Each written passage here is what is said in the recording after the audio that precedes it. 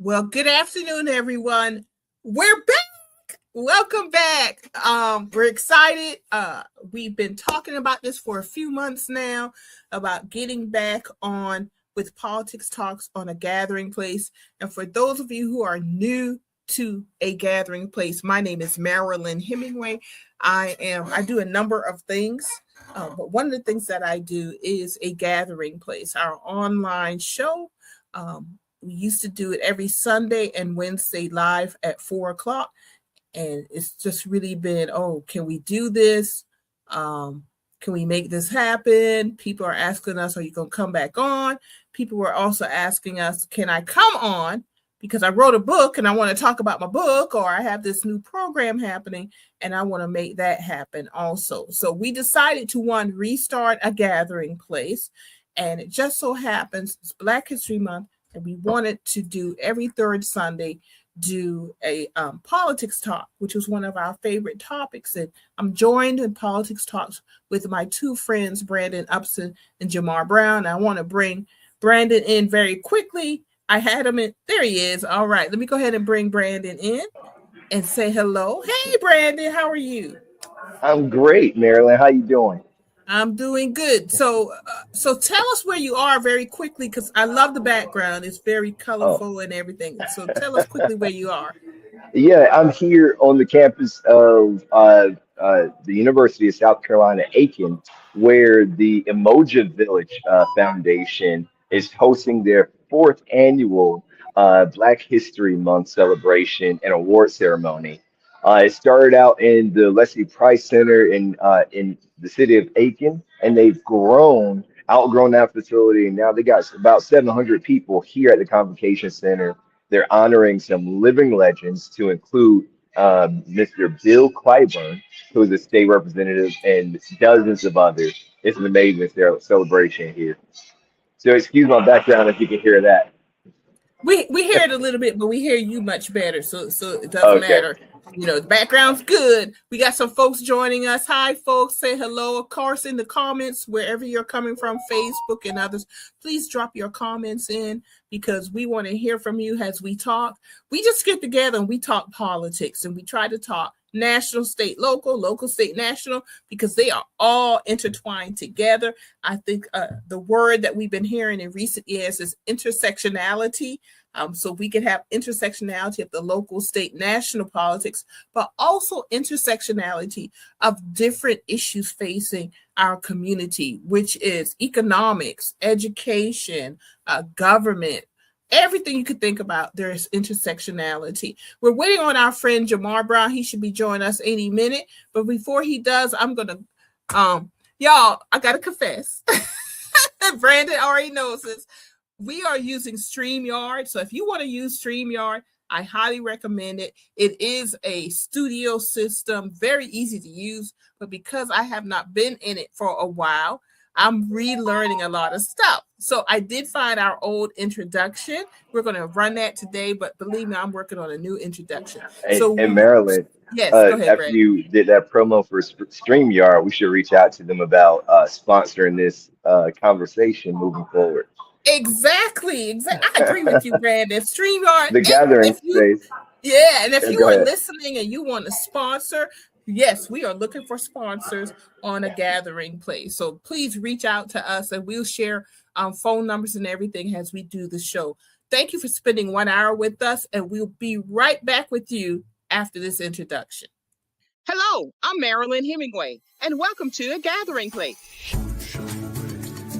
I said, I'm stepping back because we have young voices who want to be heard, and they're moving on something. Branding is really important to you and your business. Even the basic type of technology, you learn it all. And people are Good question.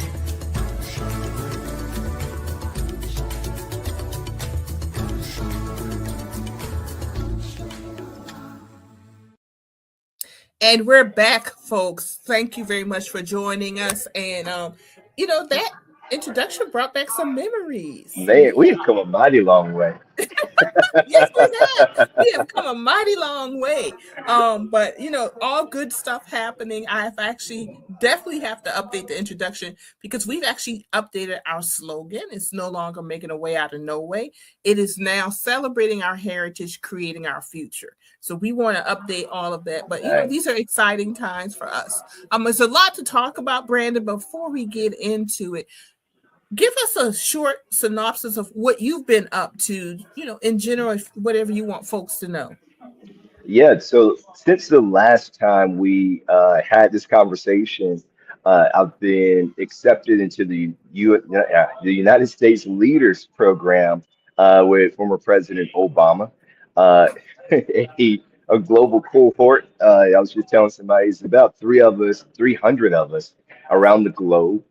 They selected 100 here in America, in the U.S., I should say. They selected 100 from the UK and 100 from Africa and Asia to go through this year. We'll be gathering in Chicago in April as a cohort to meet each other for the first time.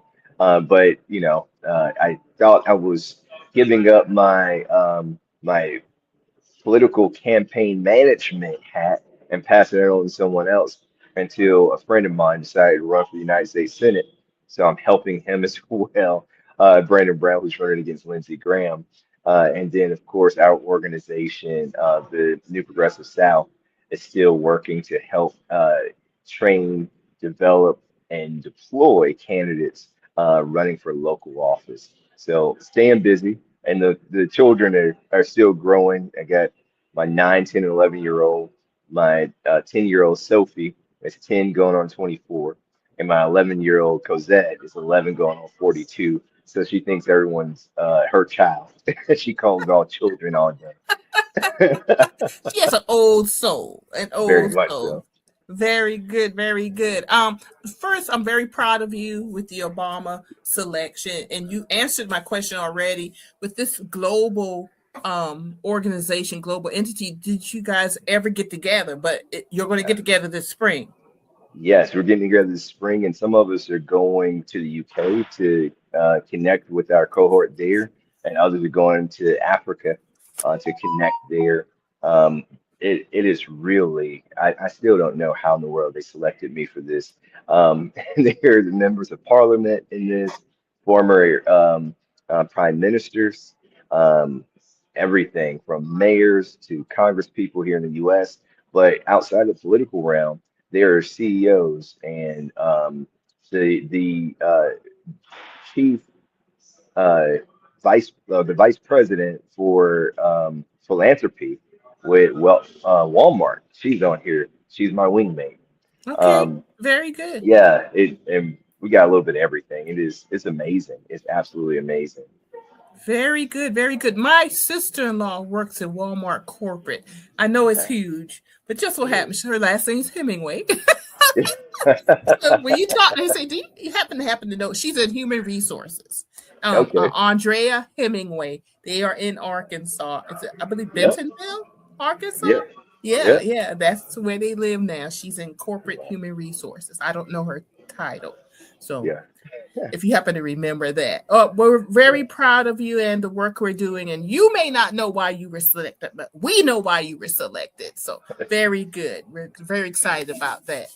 So Thank you. we're waiting on Jamar, but let's go ahead and get started, Brandon. Hmm. And we folks put a lot of topics together to chat about. We only have an hour, so forgive us if we go through this quickly, or we'll come back to it because we do plan on visiting with you every third Sunday at 4 o'clock every month. And I just had to bring this up. Two things: the Pam Bondi testimony in Congress last week.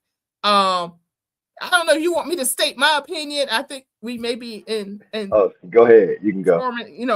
in agreement on this one. I thought it was just so disrespectful, and also she was playing to, which they all play to in this administration, an audience of one, which is Donald Trump, and quite frankly, we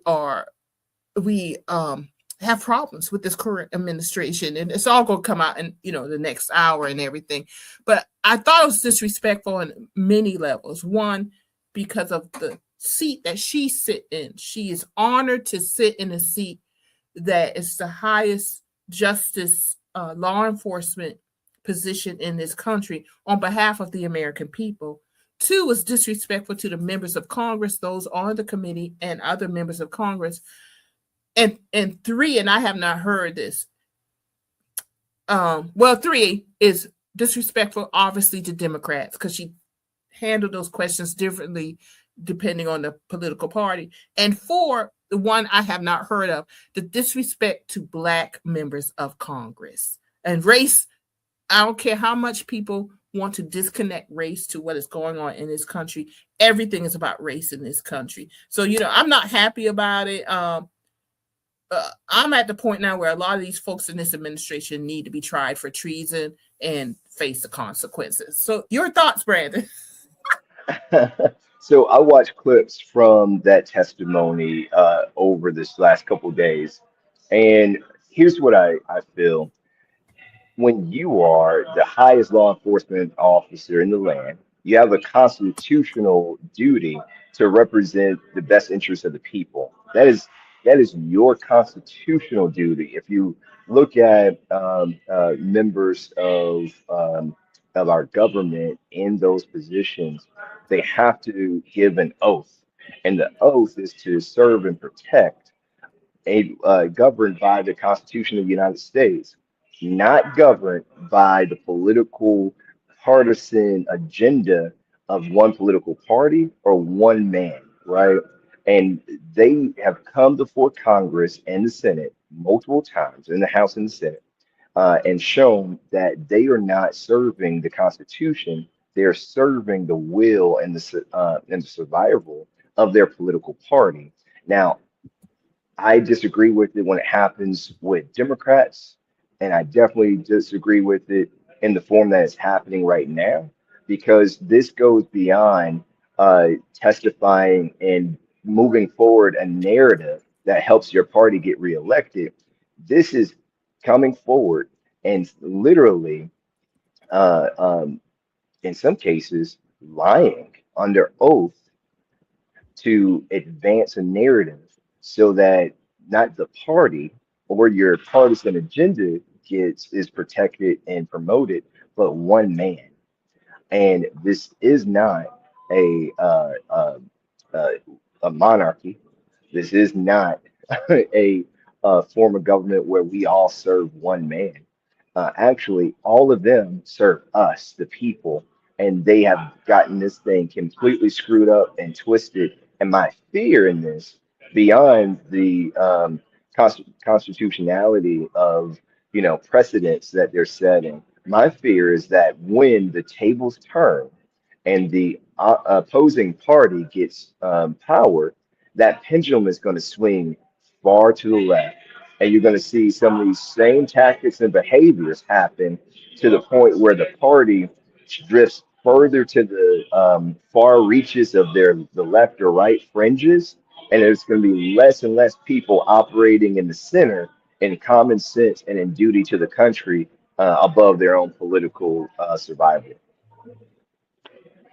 I agree with you, and that's going to lead us into a lot of the topics today. Um, um, we're in trouble as a country, and you've kind of laid out why we are, and I wanted to make that plain because sometimes you just gotta make it plain that we are in trouble as a country, and just the testimony of the attorney general is just one more line that has been crossed in many lines, as you noted. It's others who are also disrespectful. And I wonder, I don't want to be naive about it because we haven't been online in a while and everything, and I'm not naive about it. But where do we go from here, Brandon? We've fallen so far, and I have some thoughts about Yeah. that too. But I want to hear from you first. And I know you were saying it was disrespectful. It goes to the point where not only is it disrespectful in how they're operating on the fringes of ethics. It's unethical. They're operating on the fringes of morality. It's immoral, and it's operating in the if it can be proven uh, in the realm of impeachment of their offices from their offices, right? Because the only requirement for impeachment is high crimes and misdemeanors, and you line under oath, you hiding or tampering with evidence, all of that comes into that realm of impeachment, but also it shows that we have a constitutional crisis here because there's collusion across the departments. Now, where do we go from here? You're seeing across the nation people motivated to be active, get engaged, speak out. There's a lot of energy happening or bubbling up from the communities across the country. I believe we're going to see that energy translate into the midterm elections, just like we've seen them in the previous special elections, where, in Tennessee, a super ruby red congressional district swung by 13 points in the direction of the Democratic candidate there. You saw in Texas in a special election for state senate, a district that Donald Trump won by 17.1%, swung 30 points, allowing the Democrat to not just squeak by a victory, but win handedly. So I believe that what they're doing, how they're operating on the fringes of morality and ethics and wiping their butts with our Constitution is going to motivate people to go out in ways that they haven't, and new coalitions form to determine what government we have on the other side of November 3rd, 2026. I agree with you, and I'm glad you cited those swings in those elections. I also want to mention, because y'all, we did come up with a list of things we wanted to talk about today. It's the city of Georgetown, South Carolina, where I live. The flip of our city. And for full disclosure, folks, I'm chair of the Georgetown County Democratic Party. So I did play a part in the The best election. chair in the state of South Carolina. Thank you for your service, man. Thank you, y'all. I did not pay him to say that, so thank you very much. It's tied to national politics also. I really think people are starting to wake up, and they're tired. People are tired of suffering, and it played out because in Georgetown we had folks who lost a lot of jobs, and just last week my heart, and I know your hearts, go out to the 125 folks who, once again, the packaging company closed in Georgetown last week, and it's on the paper mill campus, and we were hoping that would hold out, and they closed that down. But it's a reflection of what's happening nationally, and you would not think in the South, Georgetown is a rural port city, that you would see a flip like that. But I think people are angry, and it was in one instance where they came out and they voted and they flipped the city. There were a number of things happening, but I think we need to have that discussion, or note that what is happening nationally is impacting local races also, not just statewide races, but these local races, because I think people are starting to figure out we got to clean house local, state, and federal levels, because these folks are marching to that same tune when it comes to the Republicans. And I think that's also playing a huge part of what we're seeing also. Yeah. We are joined. Go ahead, Brandon. Then we'll make a note of who just joined us. No, go ahead, because he came in looking expensive, didn't he? Yes, he did. He's got this look going on. Hello, Jamar Brown. Well, God is good. That's all I can say. We got about 40 more minutes left. I think you need to say more than that, but go ahead. Well, I have a lot to say, but I want to jump into the conversation. But hey, y'all, hey, everybody. I'm excited that the show is back. I know we had a hiatus because, we've all had lots going on in our lives and trying to save the world and democracy. Yes. However, I'm glad to be back. So I'm going to jump right on in where y'all going. We are all glad to be back. We went from Pam Bondi to flipping seats in the elections, and that's where you came in. Would love to have your thoughts, because we know you are, I believe, advising someone that many of us have a great deal of respect for in Texas. But if you could just share your thoughts with me with what's going on in these national and state elections. Yeah, well, I think the thing that we have to recognize that's going into this cycle is there is a sense of buyer's remorse going on right now.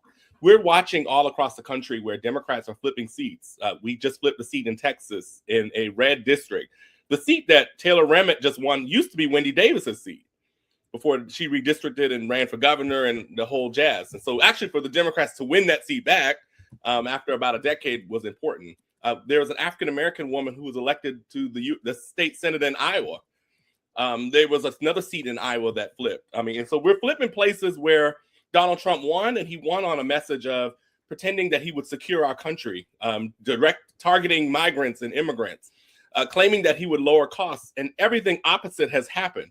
And so we're seeing that happen across the board in these elections. And it's important for us to make sure that we keep that up. But it's also important that the Democrats that are winning and that are being elected to various offices, whether it's governor or state house or state senate, that they actually keep up with the messaging that we talked about, right? We're talking about making people's lives better. We're talking about affordability. We're talking about access to healthcare. We're talking about access to food when we saw Donald Trump and the Republican Congress strike funding toward Medicaid and SNAP and other programs. And so for me, it's about making sure that we can flip everywhere across the country, but it is also about making sure that when we do flip Congress, that Congress will actually do its job. Because if we want to fix the immigration issues that we have in our country, it's not just the president, it's also the Congress. And we've seen that this Congress has absolved, quite frankly, in many cases, their oversight responsibility to the executive branch. The point of three branches is for them to coexist, but also to hold each other accountable. And we've seen Congress absolve itself, quite frankly, of that. What do you do when Congress absolves itself of responsibility? You find new members of Congress. And so that's what we have to do. And we're targeting different places. I saw the DCCC just put South Carolina on the map, South Carolina 1st Congressional District. So hopefully some national resources will come into those of you who live in Charleston and Beaufort and other parts of the Low Country, right? And so people are starting to galvanize attention, and Democrats are starting to invest places where, quite frankly, had been ignored, for a number of years. And so I'm excited about it, but I also recognize that we have hard work to do. And then just to touch on Pam Bondi, you can throw the whole administration away. We never expected that this administration was coming in to actually help people. It was always about power for themselves and for a few.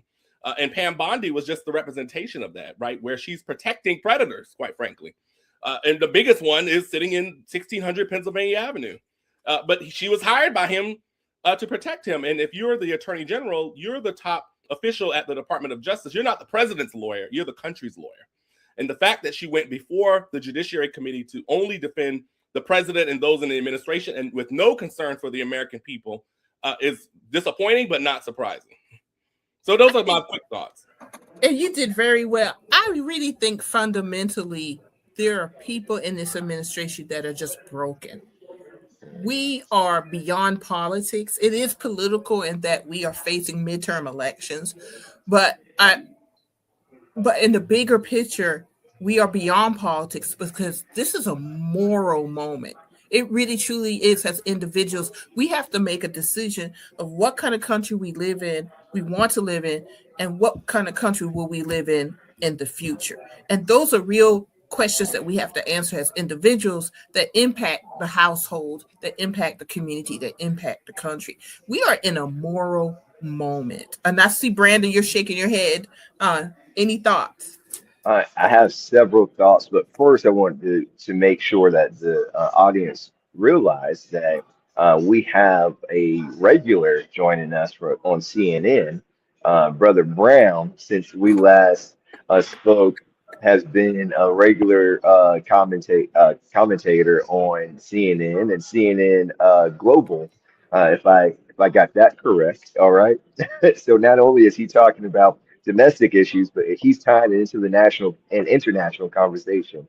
So I just wanted to plug that real quick since he wasn't going to toot his own horn. But yeah, I want to go back a little bit to Georgetown, and how do you get a city like Georgetown where every Democrat, with the exception of one that has run in the last 8 years, had lost? up into this last election because it's a season of unprecedented hurt. Like people who thought that they were insulated from the hurts and the ills and the collateral damage caused by poor leadership and poor governance, um, now are feeling it in real ways. Mhm. When you have a city that uses their authority to double the citizens' electric rates, when you have a elected officials that advocate for the closing of industry so that they can build condos, when you have people who work against the best interest of the people and for their own profits, then you start seeing situations like we saw in Georgetown, especially with that another industry closing their doors. People who just saying, I got a good job, I'm going to keep my head down, I want to go to work and make sure my kids go to school so I can make this car payment and my rent and all that other good stuff. I'm not worried about politics. Well, this shows you that if you're not worried about politics, politics will always worry about you. Now, Mhm. former state senator Robert Ford used to always say the number one job of an elected official is make the lives of the people they serve better than when they first got elected.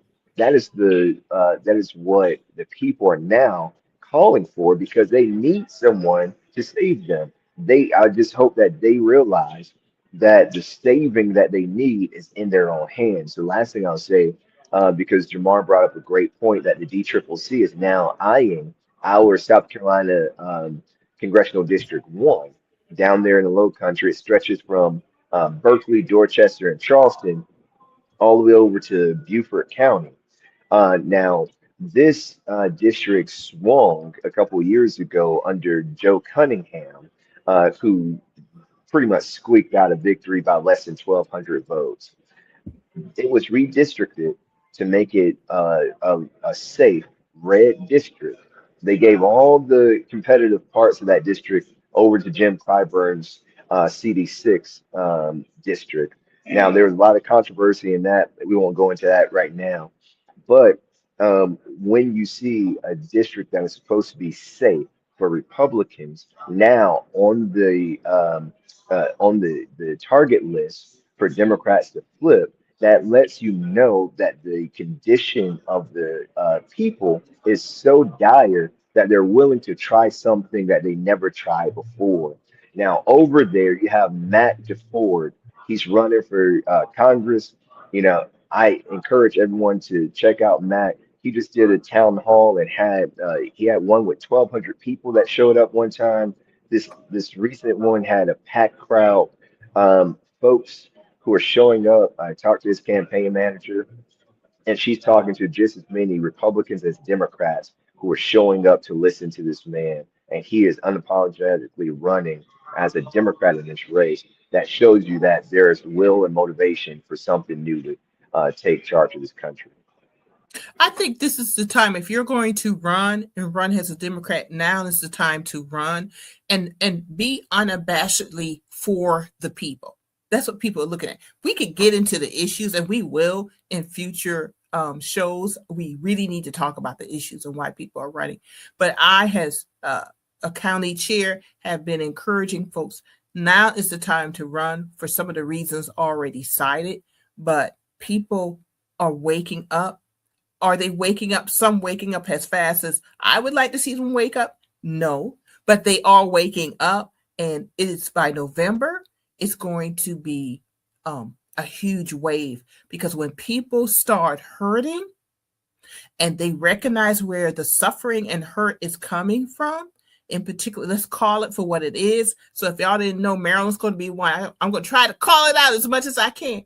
This current Trump administration, those in proximity to this Trump administration, those who are supporting this administration are the problems right now. And I say administration because, quite frankly, the Republican Party is not operating as a party right now. People keep saying, why doesn't Congress do this? Why doesn't Congress do that? Well, they're doing exactly what they want to do because they support what's happening. they're not going to do what we want them to do as the people and follow the Constitution, because they're all getting what they want. And unfortunately, it is impacting the quality of our life. It is impacting our future. So if you want to run and change what is happening now and change for the future, now is the time to run. And I see just by Jamar's head tilt that he wants to say something. Well, I think that what we're seeing now in our politics, as I like to call it, is people are looking for real leadership, real and authentic leadership at this point. We have been dealing with the Donald Trump and MAGA, and even if you go before Donald Trump, even it was the Tea Party movement, right? Even before Donald Trump came along. And so we've been dealing with this since at least 2008, even if not before. And we've seen this cannibalization, if you want to call it that, of the Republican Party to serve the will of one person. And I think eventually you get tired of the hatred, the racism, the targeting of people of color, the targeting of lower income people, middle class people. You get tired of it. And the Republicans are not operating as a party, they operate as a cult. Because when I said earlier that Congress absolved its responsibility, Donald Trump has done whatever he wants to do. And this Congress has said and done absolutely nothing about it. It took them a year to pass the Epstein Files bill. They went along with him in July to say that we're going to cut billions of dollars from healthcare and food assistance and nutrition programs to fund tax breaks for the Elon Musk of the world, right? That most of the people that voted for them will not see the benefits of the policies that they're passing, or the benefits of why thousands of federal workers were cut at the very beginning of this administration. And so when we talk about leadership, we're talking about authentic leadership that goes back to what you're saying, Marilyn, is it's centered on the people. Don't run because Donald Trump's in office. Run because you're going to make a difference, right? Because we've seen what happens when you just elect somebody just for the sake of electing them, right? And that has happened on both sides. But right now we're talking about the Republicans. And so at the end of the day, if you're running for office, it is about, I'm going to give you some free messaging. It is about the economy. It is about affordability. It is about making sure that people can pay their basic bills and they can live. They can pay their mortgage and their rent. They can pay for food. They can pay for their health care. They can pay for gas to get down the road to go to work. Republicans are always preaching about people going back in the office. Well, if you can't afford the gas, how can you go to work? And so at the end of the day, it is about those kitchen table issues. And so it is about having the town halls. It is about knocking on doors. It is about building community. Look, and everybody's talking right now about digital. I'm having a lot of conversations with candidates about digital. There is a use for digital, but we cannot allow digital engagement to replace the real authentic relationships, because at the end of the day, many of the people who voted for Donald Trump believed, even if it wasn't true, they believed that he was going to look out for them. And he has shown them at every turn he has not. And so we've got to get back to that as a party. And we used to be the party of economics. We used to be the party of the middle class. And so I'm excited, quite frankly, to see that as a party, we are beginning to move back in that direction of meeting people's basic needs and building community across the board. The last thing I'll say, it will take different types of candidates, because what I'm seeing this cycle, there's this question about electability. It's happening in Texas. It's happening all over this place. And it's interesting that we only talk about electability when people of color and women run for higher office, right? When they run for U.S. Senate, they run for governor, even president of the United States. We never talked about electability when we've been electing white men all these decades. We need to be open to different types of candidates. And actually, we've got to do a better job, all of us, to make sure that we are electing not our friends, we're electing the best candidate. And we're also seeing right now is, I tell people all the time, look, I'm not going home with these people. I'm not going to dinner with these people. They're not your Valentine. You're electing leaders. And so we've got to ask the questions, right? We've got to have the hard, difficult conversations, but it is also up to the candidates to be receptive and to listen to what people need, because at the hands of Donald Trump and his allies, people are really hurting. We have to be bold. If you're going to run for office, be bold about why you're running for office. Be bold about the issues as you cited. People are hurting. Even myself, I don't have health care right now because it's just too expensive. It went up, so I can't afford it. And Brandon cited it in the city of Georgetown. Our utility rates went up, in particular energy, more than 50% in the last 4 years. And they just went up again because the previous administration did not hide the fact that they were going to vote every year for the next 3 to 4 years to raise the energy rates by double digits. And now we're feeling that. So they passed that last year, and now it came again. And people are like, what happened on top of what we were already paying? They went up again. There's no relief. So you have to find relief as an individual or your household. And my decision was I had to let healthcare go, right? Just to keep the lights on, because you just can't afford it anymore. So if you can't be bold about it, as voters, we're looking for those candidates who are going to be bold about addressing these affordability issues, these daily issues that we have to make real decisions about. So y'all need to be these candidates. I hope y'all listening today, because we're going to tell y'all as much as we can what y'all need to do. And Marilyn, if I can add, hey, yo, I'm sorry. When you come home, you know everybody. So, so two things, because I 100% agree with everything I was saying, especially when it comes to the economic impact that this administration has had on everyday people. And I remember back when we were on the Jamar and I were on the campaign trail for President Obama, and in that 2010 midterm election, and we were talking about the middle class. We were talking about the middle class all the way up until Joe Biden ran in 2020. The conversation was about what is he going to do for the middle class.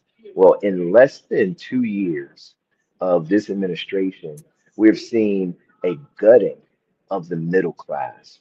Folks who were once secure in their middle class life because of their jobs, particularly minorities and women of color, double minority, hundreds of thousands of them lost their federal jobs that placed them in the middle class.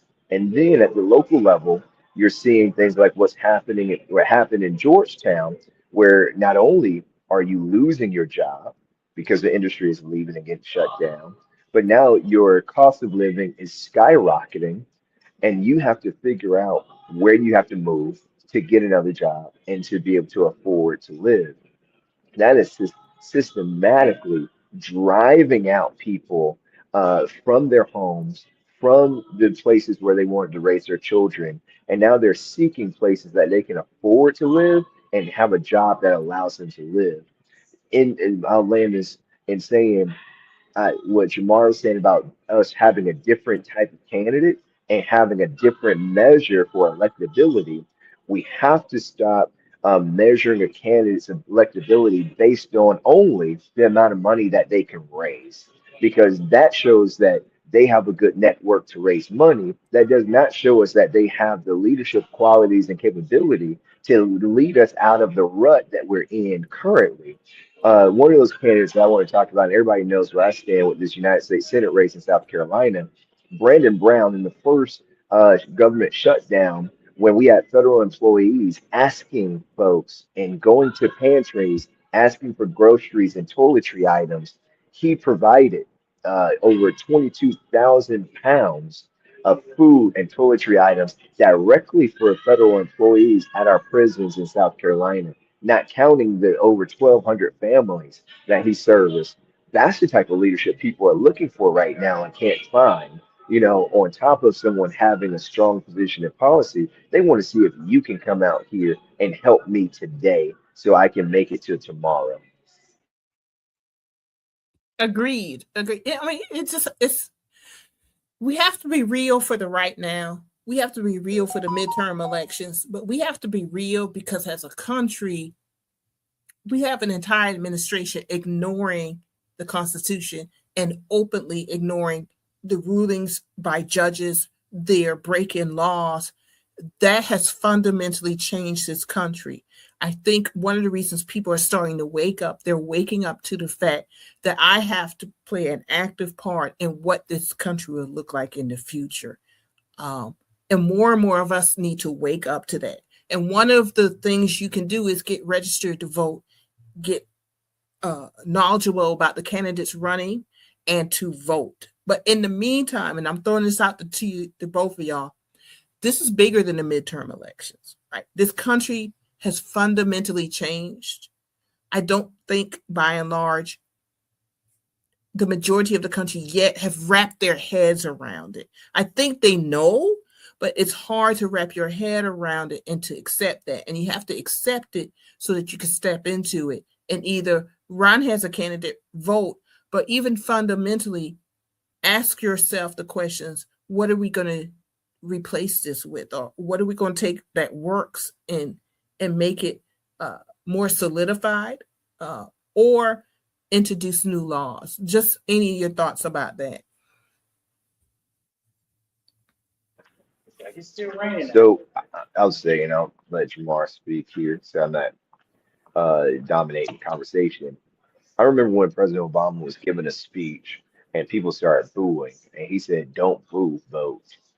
In this last 2 years, I can't tell you how many people I know, and I just had a conversation with another friend who's doing all the work so he can move to Ghana. Folks are leaving the country because of the condition of our government. They're running away from America to places that they can feel like they have a better chance of a better life. That is the opposite of what we believe America was about. And in terms of that migration away from the continent, I'm telling people, don't run, vote, stay put, use your power, your civic power, and speak to your neighbors. And all of us know a handful of people that have not voted in years. If we want to uh, uh, have a better tomorrow, it's not about us leaving the continent. It's about us standing firm and standing together to make it happen for ourselves today. Well, I think the thing that we have to recognize about the current condition, both the economic condition, but also the legal condition, quite frankly, that we're in this country is by design. This didn't just happen. It is about a party. It is about candidates offering messaging to win elections. I know that there are a lot of people that didn't vote in maybe the 2024 election, right? For a variety of reasons why they may or may not have voted. At the end of the day, we have to recognize that elections is not just about voting for one candidate or another. It's actually a contest for power. And our democracy was set up that the people will decide who is in power. And so how do we recalibrate people's minds around not elections being voting for one politician or another, or in some people's cases, the same type of politician, right, et cetera, and getting no result? It's about, what is our agenda as a people?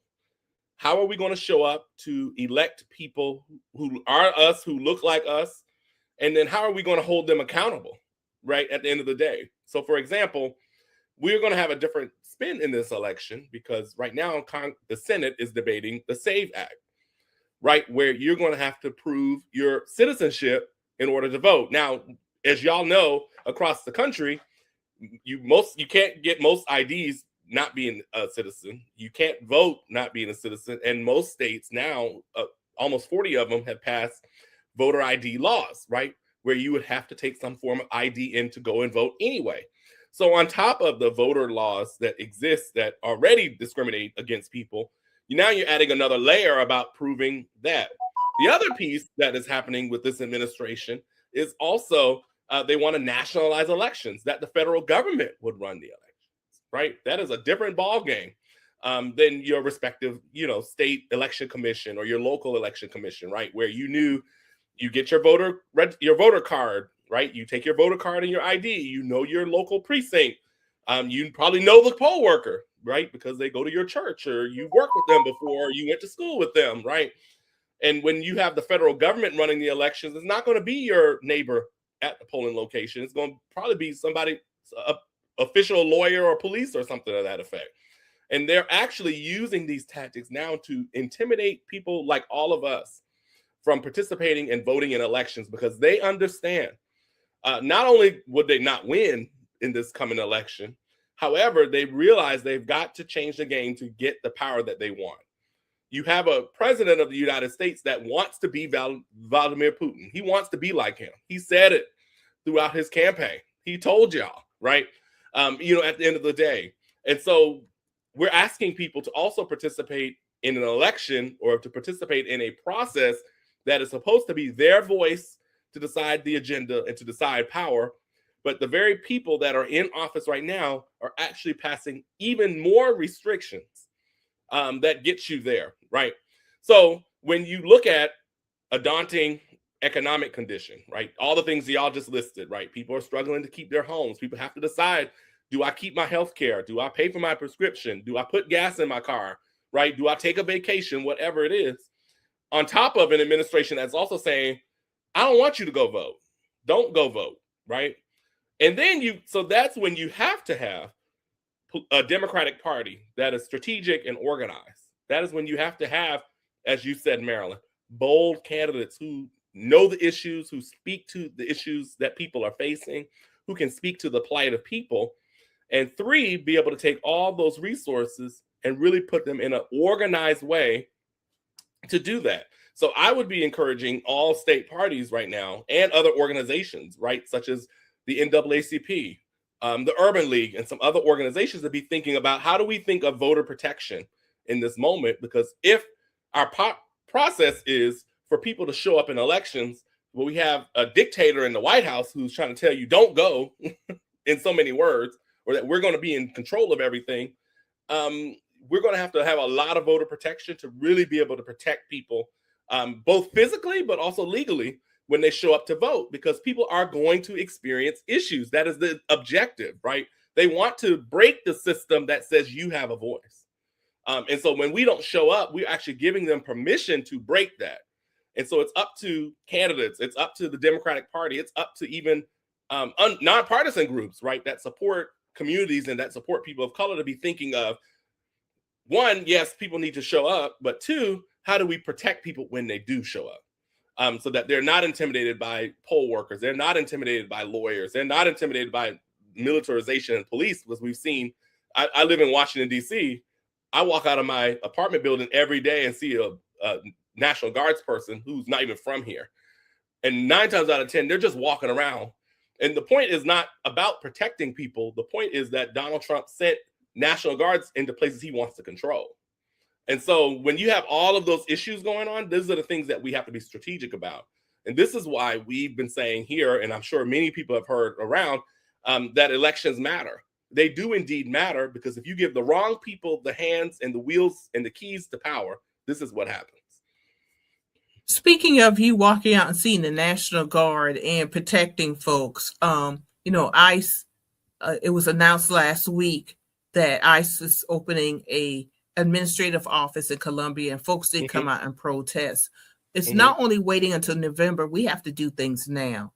And that's I say that knowing that there's been this thread of 92%, we just go sit back and wait. That's a discussion. Maybe we'll get to it in our last 10 minutes. But going back to ICE and protecting people, Brandon, we lost you for a minute. I don't know if you heard Jamar or not. And I kind of actually lost my thought just that quick, y'all. So y'all help me out and just jump in and say whatever you need to say. It's all right. Yeah, I know. It's been a day. It's been a day. But I don't know. I'm a little concerned with everything that you said, Jamar, which was very much on point, that there's still folks who don't get it. And there are many layers to that also. I think some folks are looking for a reason to go back to a norm or their comfort level, and they're focusing on the election, which there should be focus on election. But as I said earlier, this is bigger than politics. It's a moral thing. There is a lot that's going to happen between now and then, in the sense of, yes, they're trying to prevent people from voting, suppression of the votes, etc. That will probably show up in November. We know it's happening, but we're going to see the attempt to put ICE at polling places. We're going to try to see the attempt to pass the SAFE. But in the meantime, you have this move to, I think, have 34 more detention centers. Mhm. And let's be honest, at this point, they're concentration camps. And what people need to understand, concentration camps is because they have a concentration of people in one area. That's where they're concentration camps. People are dying there already. There are things that are happening that are beyond politics, that are moral things that I think people are still not wrapping their heads around. That whoever thought in our lifetimes that I think many people are comfortable because people thought yeah, we go were ahead. past. People thought we were past this, and people didn't think that this could be the norm. And I think that what, at least from my perspective, in the last election, or presidential election, let me say, in the last presidential election, there was a lot of intentional misinformation and disinformation on platforms with resources that were targeted to our communities, right? Because the very same people that voted for Donald Trump, that said, we're done with the some of it's on the Democratic Party. There's some things that we missed. But some of it is some of the misinformation and disinformation. And what you're seeing now is an administration who sold you a message on affordability and I'm going to keep the country safe. I don't understand how locking up U.S. citizens keeps us safe. Right, at the end of the day, right? Because Maryland, let's be honest, the people who are getting pulled off the street, they're citizens like us. Yeah. Right. Well, they're human. I started where they're human beings. Right. Well, yes. They're, number one, Yeah. yes, they're human beings, and number two, they're U.S. citizens like citizens. us. Whether they're here, whatever their status is, right? The fact that we're just taking people off the street, pulling people out of churches, pulling people out of schools, pulling mothers out of their cars, and separating them from their children. All of it is wrong. And so I think there's a political issue to get past all of these pieces, but there is a question in my mind of character. Mm-hmm. In that I don't think that character was on the ballot in the way that Kamala Harris was putting it on the ballot. But I think that now you've got to start looking at, yes, where do you stand on all these issues? But at the end of the day, what is your character? Donald Trump has actually shown us his character his entire life. I mean, let's go back to the 70s. Let's go back to the 80s when he wouldn't rent or sell to black families in New York. To the 90s with the Central Five. He's shown us for decades, not just a political agenda. He's shown us who he is. Yeah. And the fact that people voted for that then puts a question in my mind in society of, are people okay with this?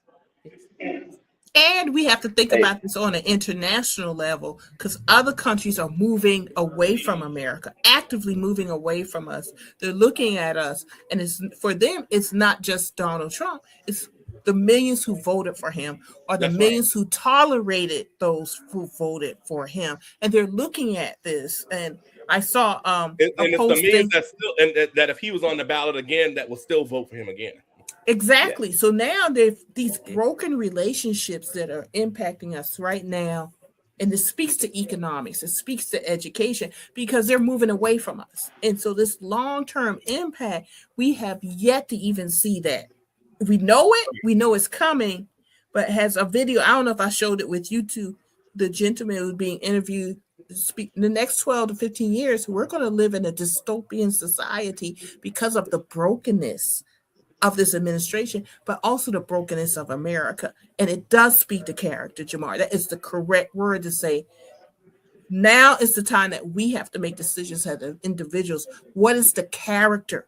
What is your personal character to be a part of the solution to this? And Brandon, I heard you wanted to say something. So what I wanted to say was, I think that it is, so I'm trying to get my thoughts together because so many things we could say on this.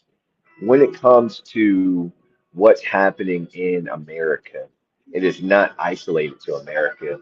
If this Obama Leaders program has taught me anything in conversations with leaders from around the globe, is that Donald Trump there is a Donald Trump in the UK.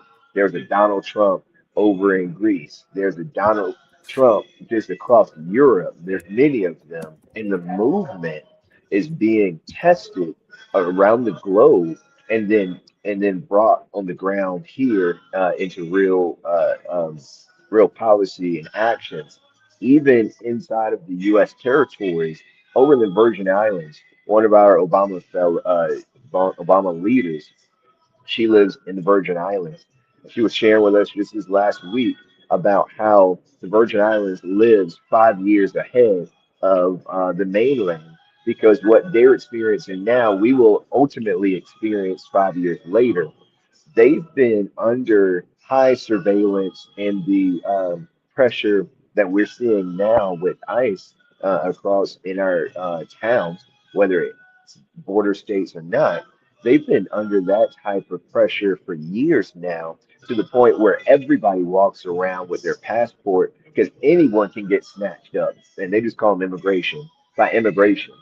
And they don't have, unlike us, they don't have the ability to choose their leadership. They cannot vote in our elections and decide who the next president is going to be. Their member of Congress cannot vote on legislation that will impact the island. So literally, you have a colony of folks over the Virgin Islands that is being dictated by our government, and they have no say in it whatsoever. And they've been going through this type of strong-handed immigration policies that we're seeing in our streets today. So we have to be mindful that this is not an isolated occurrence on the mainland of America, but we can be the testing ground for how citizens can turn the tables. I think that was also noted in the halftime show of the Super Bowl when it came to Puerto Rico, um, the lack of voice in the government and how it treats you, and in particular when they were on Bad Bunny was on the polls because they literally could not get electricity. Their grid after the major hurricane, I believe it was Maria that went through it. The government actually just punished them because we forget that that was during Trump's first term, um, and they didn't have a voice in fighting back against that.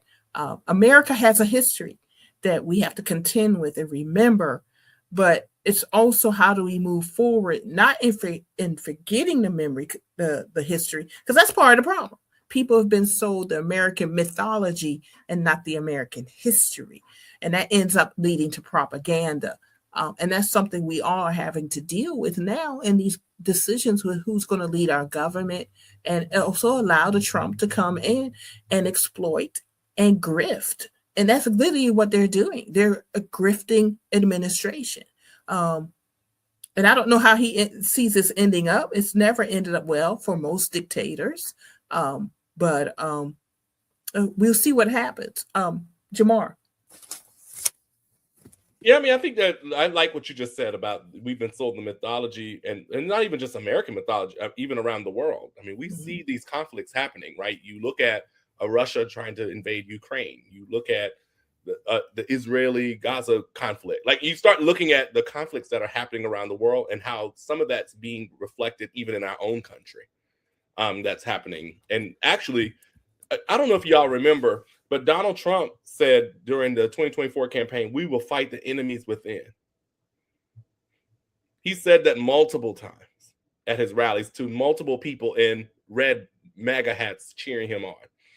And what I believe now on the other side of this, he meant was we're going after anybody who will try to stand in the way of our authoritarian agenda, right? That Donald Trump, you've got to remember that all of this comes from Donald Trump wanting to be a dictator. Now, the laws of our country, right? The Constitution of our country is not written for a dictator, right? Which is why, as you said earlier, Marilyn, he doesn't care what the courts say. And if he doesn't care what the courts say, he'll try, if there's a judicial opening, he'll just stack the court. Then it gives him permission to ignore the ruling of the court, right? Because he stacked the person there. And so when you think about, or when you have ICE that is shooting people dead cold in the street, right? That these aren't even people they were trying to detain. These are people who have a right as citizens, as people in our country. They have a right to observe. They have a right to protest. Protesting is a constitutionally protected right, especially if those protesters are not causing physical harm to those that they are protesting, whether it's the individuals or the systems or the institutions. that they are protesting, right? We saw Don Lemon and Georgia Ford and journalists, right? We lived in a country where we've had freedom of press, right? That's supposed to be sharing the news and the information with the people, and you're seeing journalists being tackled and arrested, right? In this country. And so Donald Trump does have a war with the people happening, and his campaign was an active effort to pit us against each other, right? That people were led to believe that immigrants and migrants were taking their jobs. People are led to believe that we don't need DEI, right? That we don't need to break down some of the racial bias that existed in our institutions and our systems. But people forget that DEI was actually started to help white women. Because women were not moving up in government and in corporations and in healthcare. And that work has expanded over the board to look at other marginalized communities, right? But there was an active war to do that. So who hurts when you have DEI bans? Who hurts when these multinational corporations make a decision to end DEI programs? It's Black and brown people and women of all races, right? That actually hurt, because these are people who now are not matriculating in systems. These are people who are not being represented. And so, the targeting of Black history and teaching Black history in schools, right? The targeting of the LGBTQ plus community, the targeting of cuts to Medicaid, the targeting of cuts to SNAP, now the targeting of the election system, right? What happens when the FBI is ordered to go raid a county election office in one of the blackest counties in the country? That is targeted, right? And so Donald Trump has, like I said, he's shown his character, or lack thereof. And he showed us during that campaign, it was about making America great to Donald Trump was about making himself and his friends rich on the backs of you. But he convinced them with a message about them and convinced them that the enemy isn't overseas. The enemy's right down the street. And what is our character as humans in this country that believe that actually my neighbor 2 doors down is the enemy versus what's happening in Washington, D.C. at 1600 Pennsylvania Avenue or any part of the world? And if I can, we keep talking about the Trump administration. I think we need to be very intentional about the wording. It's the Trump cabal. And for those out there who don't know what a cabal is, CABAL, it is a corrupt government. Ultimately, look it up. I think that's what we should refer to this group as, for what they are, a cabal, and not an administration, because they couldn't administrate themselves out of a wet paper bag to be effective in terms of how government functions. But they can. It's like a child may not know how to build a castle out of sand and make it beautiful, but they know how to tear it down. And that's what these folks have been able to do, go in and systematically tear this thing down. And the last thing I'll say, because it's starting to get loud in here, you know, we're in a fight, and this fight is about the future versus the past. And I think we can look to our past of ways that we've overcome before and update those tactics and strategies so we can overcome in the current situation we're in. Yeah, because I think to your point earlier, Marilyn and Brandon, I think I like that you used a cabal, but I think ultimately at the end of the day, this isn't just an administration that comes into office for 4 years. Their goal is to have, I won't even say decades long, I'll say generational impact. Even from his first administration, when you look at the shape of the Supreme Court, the goal was to change the court, the highest court in the land, for the next generation. What happened after they did that? They went back and flipped Roe versus Wade, right? They actually gave the president immunity for clear crimes that he has committed, right? He clearly was found guilty in the court of law by a jury of Americans, right? The potential now gutting of the Voting Rights Act, right? And so when you start to think about what has already happened since even his first administration, right, in terms of the presidential term, it really does speak to the generational impact that they're trying to have. And that's why I tell people all the time, elections isn't about picking a friend or a Valentine. Elections is about power. And that's what Donald Trump and his allies and his friends see. It's about how do we hold power for the next 30 to 50 years, even if I'm not in office. And that's what they're doing with these policies and changing the courts and those sort of things. And so people have to start looking at elections as it's not about tomorrow, next week, next month. It's actually about what do I care about this country in the next generation. I agree with you on that, Jamar. And that's why I am all for bold candidates. Just we need boldness right now. There's a whole list of issues I want to see people be bold on that I love to list next month because we've run out of time. But we also need to have these discussions because people are not really talking about them. They talk about it in terms and not to knock them affordability. They're broad terms, right? But there's specific issues. And I'm actually very proud of Black mayors who've done some things, Black mayors who've done some things as mayors. There are very specific issues that are now people should be seriously thinking about. And they had the foresight. As you say, you're voting for power. You're voting for what the future's going to be. And they had the foresight to start making some of those things happen. Quick thoughts, y'all, so we could wrap up the show. We said 1 hour, but any quick thoughts before we go? Hey, Jamal Craig, y'all, friend Jamal Craig. Go, Maryland. Hey, Jamal, good to see you. Thanks for hopping on and joining us. All right. But Brandon, last thoughts. Yep, my last thoughts. I'm thinking about our dear brother, Abe Jenkins, in this moment. Abe, everyone knows, left us transition in 2022. His words still ring in my ear. That it's not about us old folks, and now I'm 40 years old. It's about the next generation.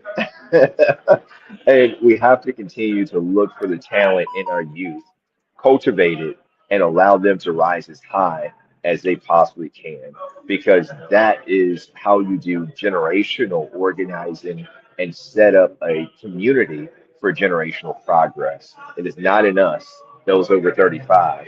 It is in the ones that are coming up behind it. Very good. Thank you, Brandon. If you have to hop, feel free. And then Jamar, your last thoughts. I feel like I kind of said mine in the last remarks. I think, like I said, it's a competition for power, and what we want for the next generation, and how do we cultivate the next generation in that, right? And how do we have these conversations? And so I'm glad to be back.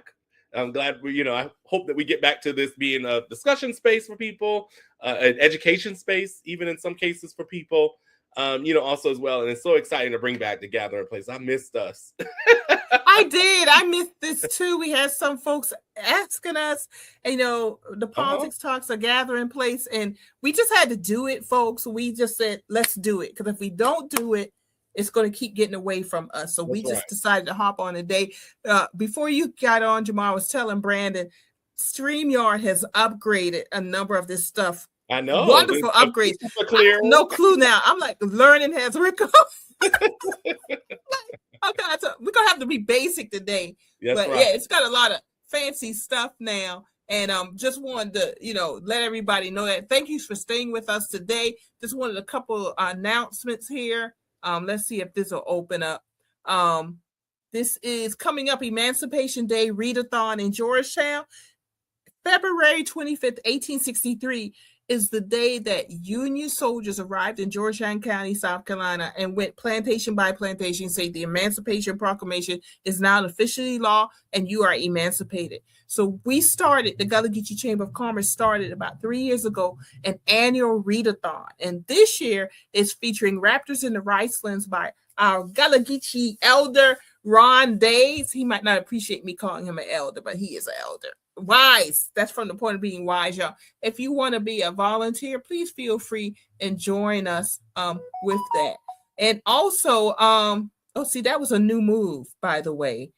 That was an upgrade, me doing that. Next week, we will be joined by a former ATF Assistant Director, Rich Marianos. He's a former senior federal law enforcement official with decades of experience investigating illicit tobacco trafficking and organized retail crime. Y'all, vaping and smoke shop related crimes are really becoming a problem within our communities. So he's going to come on and talk about those issues and what we can do as citizens regarding those issues. And of course, y'all, Learn has Jamar said, please take the time and learn. We also have coming up this weekend, and I will be there. Let me see if I can get that. If I could get that one up here, but we have coming up next week. Okay, let me see if I can get that one here. The Gullah Geechee Community Day in Conway, South Carolina. This is brought to you by the Gullah Institute, the Joiner Institute for Gullah and African Diaspora Studies of Coastal Carolina University. Every year, love it, y'all. We take over downtown Conway. There's various lectures, vendors, educational, entertainment. Gullah Geechee Community Day, downtown Conway, this Saturday, February 21st, 9 a.m. to 5 p.m. So come on out for that one. And I think that's all I have. Jamar, any announcements from you on your behalf that we need to know? No, the only announcement I have, I know folks are watching probably from all over the country, but there are many primaries coming up this spring across the country. So I know we talk about voting in November. But I know, like, for example, the Texas primary is March 3rd. The South Carolina primary is coming up soon. So also be looking at Democratic candidates and who you want to vote for in the primaries. Very good. Thank you, Jamar. And I think that's an excellent point to end it. We want to thank everybody for joining us after a couple of years. So we are all a little, got to get back into our groove. You will see us actually this Wednesday, we will repeat the show. So Wednesdays at 4:00, we will be repeating the show. It will not be live, but next month on the third Sunday, we'll be back again live. And let's do some politics talks. Thank you, everybody. Okay. Glad to be back. Jamar, good to see you. See you, friends. Take care, everybody. Talk to you later. Bye.